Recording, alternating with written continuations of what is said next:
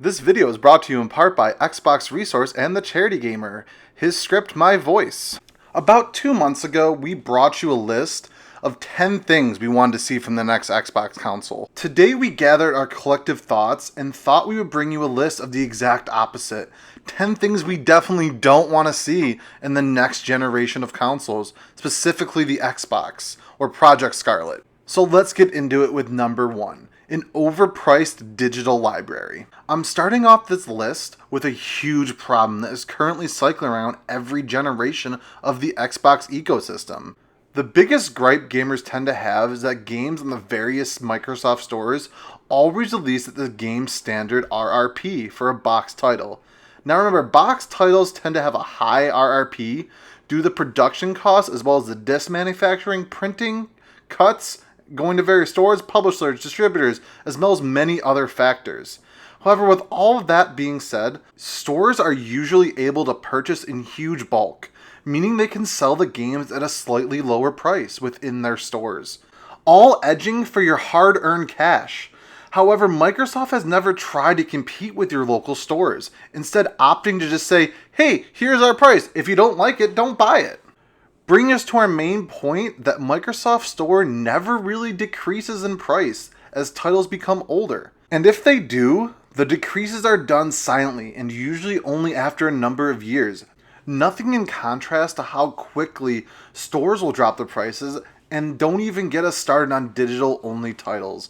If Microsoft really wants to come out swinging for an all-digital future, they need to price themselves competitively, or the consumers will just say no again.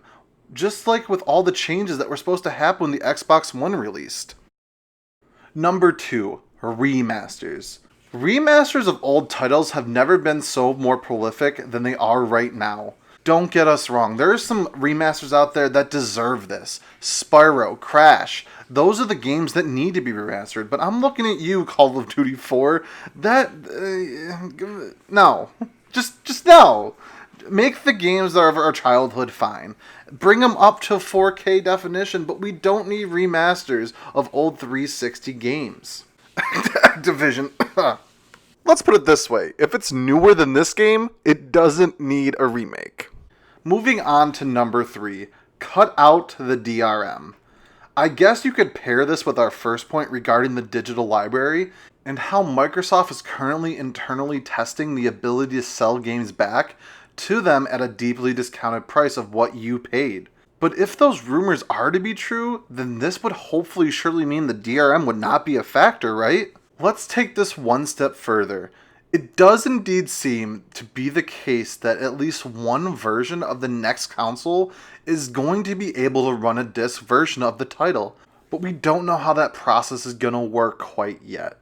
Could we potentially be seeing the same console in place of what the Xbox One currently uses in regards to how it will install the files from the disc and use the disc as an anti-piracy method to essentially make sure you still own the game? Or maybe we could possibly see disc become some form of a one-time game unlock where the next game file lets you download from Project xCloud or something, and it then becomes the next in line to add to your fancy coaster collection or retro 70s inspired wall of discs? Either way, do not give us a DRM, Microsoft. DRM only works for you and all the other publishers, and it has been proven time and time again that it is anti-consumer in multiple ways. Which leads us into number 4. Don't isolate any developers at the start. Microsoft, this generation has come and nearly ended. Let us not forget how poorly you treated the average indie developer at the beginning of the Xbox One. You had your policies in place that said you could only publish if you were attached to a recognized publisher, a ruling that Sony just laughed at, and you quickly realized that was a mistake. Thank God you created ID at Xbox, so you could be like, oh, you can now publish with us if the title comes with our console first, or has some form of exclusive in-game content that no other console has. So generous, Microsoft. It's just very, very generous of you. Whilst you stood on stage and proclaimed billions of developers and games were hard at work in your creation for your beloved console, everyone else noticed how major indie developers were just plain ignoring you, Microsoft. So how about it this time? How about the next console iteration you keep on the good side of these developers? Keep working on the good faith that ID at Xbox had to pretty much earn over the course of the last 5 years. The most important point to me is number 5. Don't release the next console and leave us waiting for games. I'm not even going to go over this. You have Halo Infinite. That's all you have right now. You needed more. I went into E3 and got so disappointed by you. Sony's going to beat you if all you have is Halo. They will beat you by millions. Please don't release your console if all you're going to have is Halo. Don't do it. It's not that Halo's bad, but if it's your only game that you come out with, I'm not going to buy your console. Please hit the ground running, Microsoft. This is your last chance. Number 6, not having backwards compatibility at the get-go. That's it. Pretty simple. Just make the games I can play on my Xbox One be able to play on Project Scarlett. Number 7, don't add gimmicks people don't want.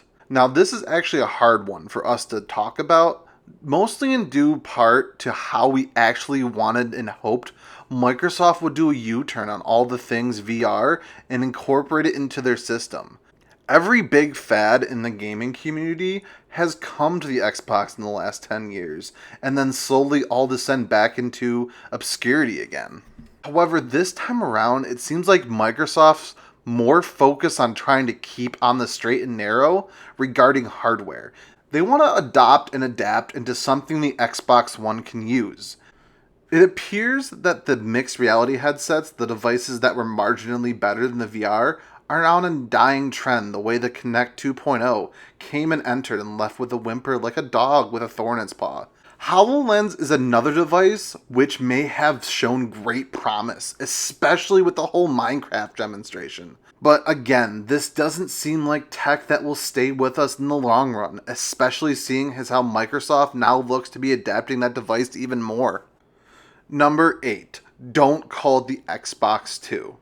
Now, Luke wrote about 3 paragraphs on this one. It's very simple. Xbox One was a marketing failure because of its name. They're not going to do it again, and at least I hope they don't do it again, but it needs to be something that's catchy, grabby, not Project Scarlett, but something better. Like, let's see if I come off the top of my head right here. The disposable box. Huh?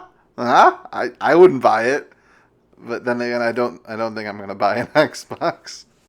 Number 9, not adding enough servers to cope with the demand of the streaming device. So the disposable box, or whatever it ends up being called, if the rumors are true and there are 2 consoles, then we have to have enough servers to support the streaming-only console. If people's consoles can't load or stream games properly, Xbox Live becomes a huge mess.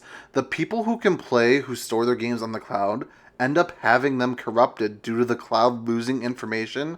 Just look at GTA's online console launch. And what's worse, those issues are not only affecting the streaming players, but it's affecting Live in general, even for the ones who didn't get the streaming console. This, of course, is a very unlikely scenario. Microsoft will want to avoid and will no doubt be looking to potentially doubling the amount of servers they have available now, just to cope with the demand. But yeah, just make sure you have enough and let us gamers play and watch TV or whatever else we want to do with our shiny new consoles. Number 10, an upgradable internal storage. While it's true you can unplug external hard drives into the Xbox One currently, it's hard to keep your space clean when there's a bunch of external drives just laying around. We want to be able to put something on or in the Xbox and make it have more space for our downloadable games, as digital looks like it's gonna be the future. But that's it, guys. That's all from me. I hope you like this list. I'm sorry I haven't posted videos. It's been 4 weeks. I've had a very, very long month. But as always, thanks for watching. If you like what you saw, why not subscribe? If you're watching it on Xbox Resource, come check my channel out. I do things a little differently. If you're at my channel, go check Xbox Resource. They got the trailers. They got you covered with everything Xbox. And as always, the charity of the month is in the description.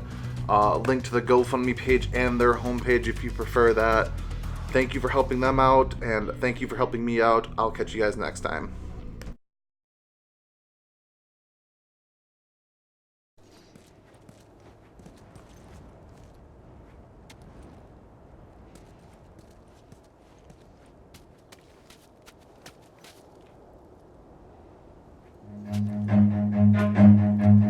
Run.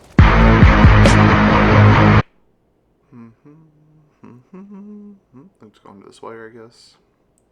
There we go. What the? Oh my god. Okay, she's immune to everything, apparently.